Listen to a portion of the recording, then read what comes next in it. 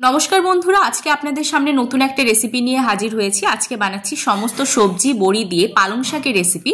সেজন্য প্রথমেই গ্যাস জ্বালিয়ে কড়াই বসিয়ে তার মধ্যে সর্ষের তেল দিয়ে বড়িগুলো ভেজে তুলে নিলাম। এবার এর মধ্যে আরেকটু তেল দিয়ে তেজপাতা, শুকনো লঙ্কা, 5 ফোড়ন আর একটা কাঁচা লঙ্কা দিয়ে অল্প একটু ভেজে নিয়ে সমস্ত সবজি দিয়ে দিয়েছি, যার মধ্যে পটল, বেগুন, গাজর, আলু, ফুলকপি, সমস্ত শিম রয়েছে।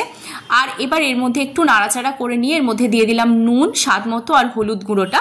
এবার ভালো করে প্রথমে সবজিগুলোকে আমি একটু ভাজা ভাজা করে নরম করে নেব। যতক্ষণ না সেদ্ধ হচ্ছে ততক্ষণ কিন্তু আমি এইভাবেই ঢাকা দিয়ে দিয়ে ভালো করে সবজিগুলোকে নরম করে নিচ্ছি।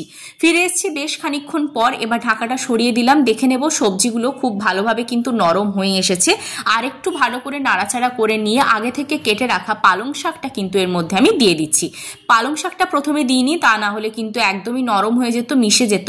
সেজন্য পরে পালং শাকটা ব্যবহার করছি।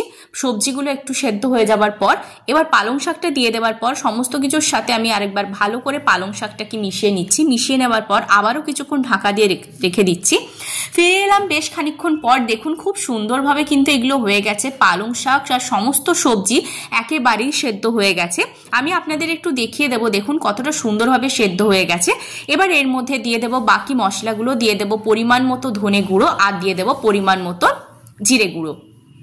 এই দুটো উপকরণ দিয়ে দেওয়ার পর আর অল্প একটু আমি এখানে নুন ব্যবহার করছি। নুনটা একদম প্রথমে দিয়েছিলাম, তারপরে আর দিনই। আর ব্যবহার করছি একদমই অল্প একটু চিনি। চিনিটা অপশনাল, আপনারা দিতেও পারেন, নাও দিতে পারেন। এবার ভালো করে সমস্ত মশলার সাথে এটাকে একবার মিশিয়ে নেওয়ার পর আগে থেকে ভেজে রাখা বড়িগুলোকে এবার হাতের সাহায্যে এইভাবে একটু গুঁড়ো করে নিচ্ছি। দেখুন এইভাবে গুঁড়ো করে নিয়ে বড়িগুলো কিন্তু ছড়িয়ে দিলাম। বড়িগুলো ছড়িয়ে দেওয়ার পর আর একটু ভালো করে নাড়াচাড়া করে নিলেই কিন্তু তৈরি হয়ে যাবে সমস্ত রকম সবজি দিয়ে বড়ি দিয়ে পালং শাকের রেসিপি। গরম গরম ভাতের সাথে দারুণ লাগে। কেমন লাগলো অবশ্যই আমাকে কমেন্ট বক্সে জানাতে ভুলবেন না।